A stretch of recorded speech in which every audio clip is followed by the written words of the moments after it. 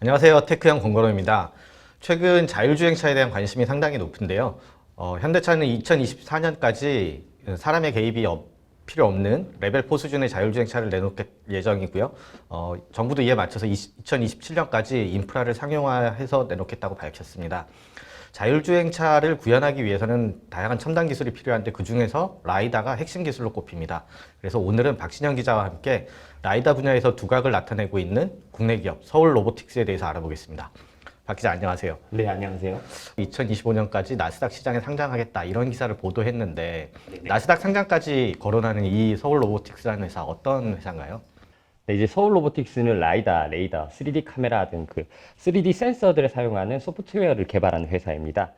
펜실베니아주 주립대에서 기계공학을 전공했던 이한빈 대표가 2017년 창업했는데요.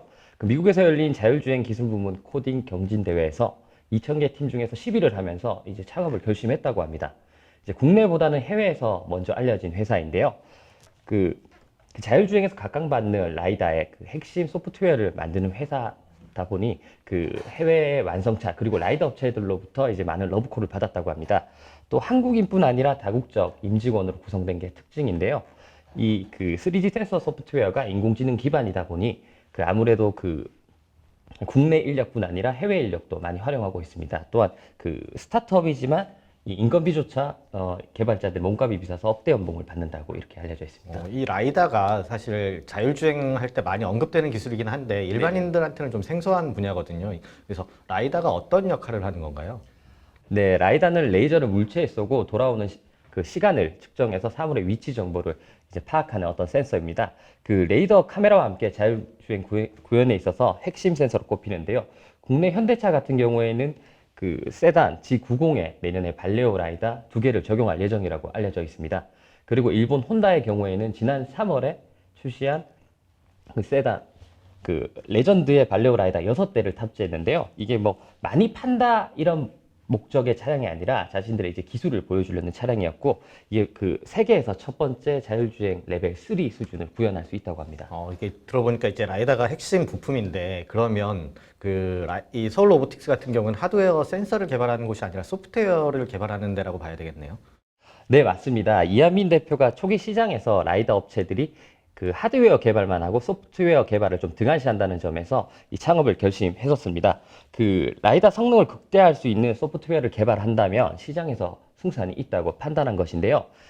실제 라이다 상위 업체 탑5라고 하는 업체들이 모두 파트너십을 지금 맺고 있고요.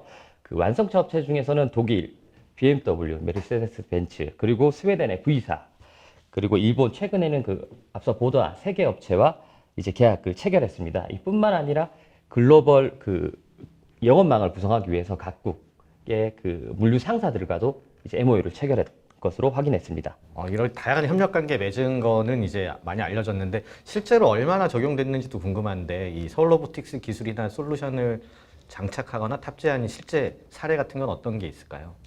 네, 이제 서울 로보틱스의 솔루션은 대표적으로 스마트 시티와 같은 어떤 고정형 센서, 고정형 라이다에 적용하는 센스 S하고 모빌리티, 차량을 포함한 모빌리티에 적용하는 센서 M으로 나뉩니다.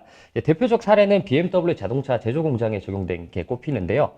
현재 한 개 공장에 적용이 완료됐고 다른 공장에도 추가 확대 적용 중이라고 이제 확인했었습니다. 이 주차장에 설치된 라이다, 그리고 차량에 탑재된 라이다, 이런 라이다가 수집하는 정보를 종합해서 제한된 구역인 공장 내에서 차량이 자율주행하고 그리고 또 자동 주차까지 하는, 어떻게 보면 이제 발레 파킹 해주는 기술이죠. 기존에는 인력이 직접 이제 차량을 주차하고 다시 돌아가서 새로운 차량을 주차해야 됐기 때문에 인건비가 많이 들었는데 그 부분에 대해서 상당히 비용 절감을 할 수 있다고 합니다. 자율주행뿐 아니라 이 자동 발레 시장도 성장이 기대되는 만큼 서울 로보틱스도 수혜를 입을 것으로 예상되는데요. 실제 서울 로보틱스뿐 아니라 앞서서 2017년쯤으로 기억하는데요. 메르세데스 벤츠하고 이제 글로벌 자동차 부품사인 보쉬가 자동 발레 시스템을 구축한 사례가 있었습니다. 이러한 솔루션들 같은 경우에는 일반적으로 공항이라든지 어떤 쇼핑몰 주차장이라든지 그런 우리의 생활 편의 시설에도 충분히 적용될 수 있기 때문에 앞으로 시장 성장이 기대되기 때문에 서울 로보틱스의 수혜도 입을 것으로 예상됩니다. 이 서울 로보틱스가 기술력을 이미 세계적으로 인정받고 있고 다양한 협력 관계도 맺었고 그리고 실제로 이제 공급도 좀 일어나고 있는데 현재 매출 수준은 어느 정도라고 되어 있나요? 네, 서울 로보틱스의 매출은 그 창업 이후 매년 이제 2배 이상 성장하고 있지만요. 아직까지 매출은 100억 미만으로 알려져 있습니다. 그 아직 시장이 초창기 시장이기 때문에 그런 것 같은데요. 자율주행차라든지 스마트 시티 그리고 뭐 스마트 팩토리 이런 라이다를 적용하는 분야가 아직 한정적이기 때문에 그 아직까지 그 매출이 큰 폭으로 발생하지 않습니다. 그러니까 서울 로보틱스의 그 사업 이제 수익 모델을 살펴보면요. 센스 S 같은 경우에는 서비스형 소프트웨어라고 해서 월 구독형으로 매출이 발생하는 구조입니다. 그리고 이제 그 센스 M 같은 경우에는 그 완성차라든지 어떤 그 모빌리티를 운영하는 회사를 상대로 대수 단위로 라이센스를 계약하는 형태입니다. 그래서 그 센스 S 경우에는 매달 수익이 꾸준히 발생하고 센스 M과 같은 어떤 완성차가 수백만 대 생산할 경우에 소프트웨어가 들어간다면 큰 수익이 이제 한 번에 들어오는 이런 구조를 가지고 있기 때문에 자율주행 시장이라든지 스마트 시티가 성장하면 매출이 큰 폭으로 성장할 것으로 예상해 볼 수 있습니다. 아까 2025년에 나스닥 상장을 목표로 한다라는 얘기가 있었는데 사실 지금 보면 성장성은 높지만 매출 규모는 높지 않잖아요. 그래서 나스닥 상장하려면 약간 규모도 있어야 될 것 같은데 상장 가능성 어떻게 보고 계시나요? 저희가 이제 쉽사리 이제 나스닥 상장을 할 수 있다 이렇게 말하기는 좀 조심스러운 감이 있는데요. 그래도 이제 서울 로보틱스의 경우에는 나스닥 상장에 대해서 강한 자신감을 나타내고 있습니다. 왜냐고 이렇게 저희가 되돌아보면 지난해부터 여러 라이더 업체들이 나스닥에 꾸준히 이렇게 상장을 해왔었는데요.